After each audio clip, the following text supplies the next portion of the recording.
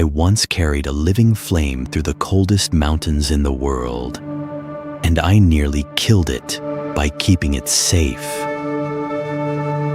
I was young then, an apprentice with one trial behind me and too much pride in front.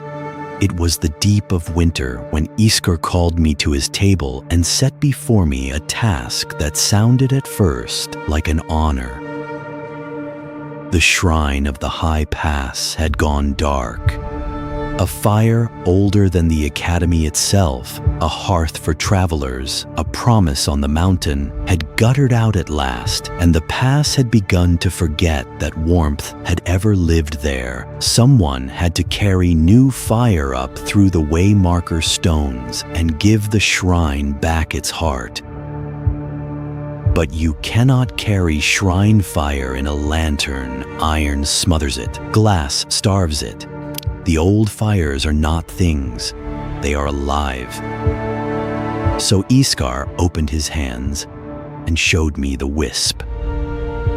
It was small, smaller than a heartbeat, a little breathing flame the color of deep forest, hovering above his palm like it had chosen to be there. It looked at me, I swear to you, it looked at me, and I understood that I was not being given a torch to deliver. I was being trusted with a life. Carry it to the shrine, Iskar said. It cannot ride in iron or glass, only in an open hand. I heard the words. I did not yet understand them. That is the way of the best instructions. They only unfold when you fail them. The wisp came to my palm the way a bird lands on a branch it has known all its life. Weightless, warm, certain of me, far more certain of me than I was. And oh, I set out proudly, down from the academy, through the sleeping valley, up into the pass where the old waymarker stones lean against the wind like tired pilgrims. The runes on them were faint with frost. The cold up there is not weather, it is a country. For the first hours we did well, the wisp and I. It rode my open hand and bobbed with my stride, and its little light made a room around us that the mountain could not enter. Then the wind found us. It came off the ridgeline with snow in its teeth, and the wisp shivered. Or perhaps I only thought it did. That is important. I want you to hear that clearly. Perhaps the flame was never in danger at all. Perhaps the danger was only in me. Because that is when I began to protect it. I curled my fingers just a little. A roof against the snow. Who could fault that? The light dimmed just a little. I told myself it was the storm. The higher we climbed, the harder the wind argued, and the more my hand closed. A roof became walls. Walls became a cage. I carried that little life through the waymarker stones, wrapped in my fist like a coin I was afraid to spend. And through the gaps in my fingers, its light grew quieter and quieter, and I gripped harder because it was fading.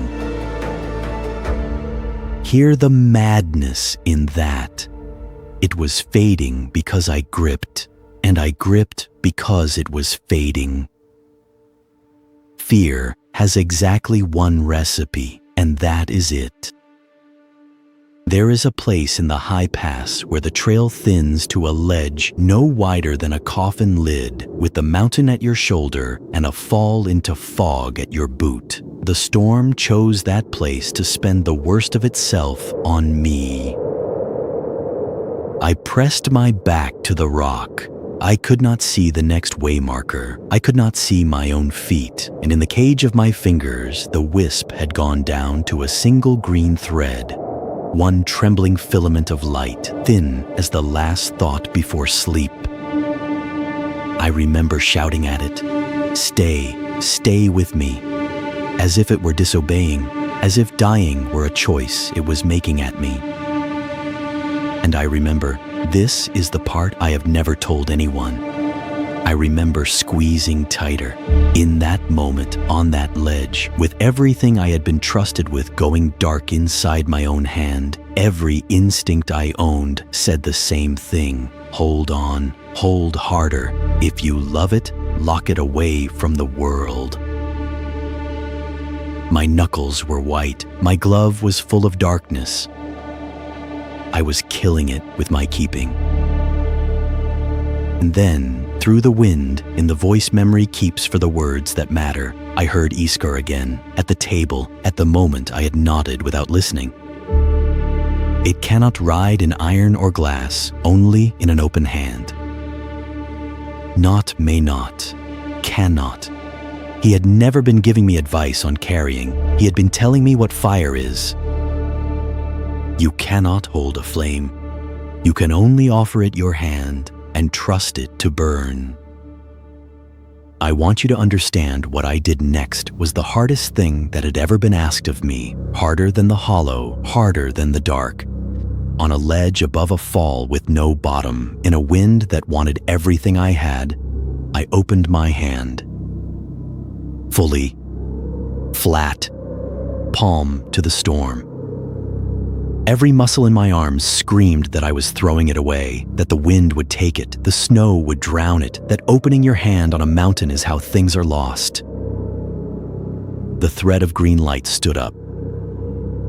It drank the open air like a swimmer breaking the surface, and it steadied, it fattened, it flared into itself again, tall and bright and gladder than I had ever seen it, and the light it threw back at me was warm on my face, and the storm, I will not say the storm retreated, storms do not care, but it stopped mattering. The wisp did not need shelter from the world, it needed room to burn in it. We walked the rest of the pass as companions, not a courier and his cargo, two travelers, one of whom happened to be made of fire. It rode my open palm through the last of the waymarkers, and where its light touched the stones, I would swear the old runes remembered something.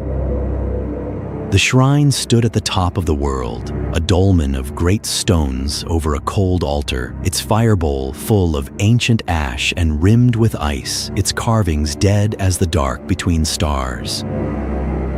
I did not place the wisp on the altar. Hear this, I was not done being taught.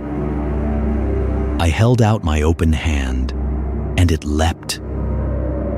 An arc of green joy across the frozen air, trailing sparks like a promise being kept. Down into the fire bowl it went, and it rose there as a shrine flame, and the runes woke around it, stone by stone, vein by vein of green light, and the ice on the altar began, very quietly, to weep.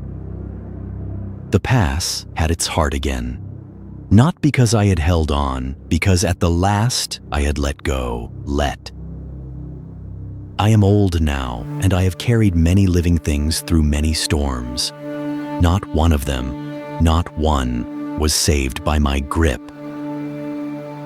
Listen, you are carrying something too. Everyone is. A craft you love, a person, a hope you have not dared to say out loud, something small and bright and breathing that was entrusted to your hands, perhaps by the world, perhaps only by your own younger self. And the wind is real. I will not lie to you about the wind. But watch what your fear does with it. Watch how protection curls, finger by finger, into possession, the dream you never show anyone, because they might laugh, dimming for want of eyes. The person you hold so tightly they cannot breathe, and you call it love. The plan you clutch unchanged for years, because changing it feels like dropping it.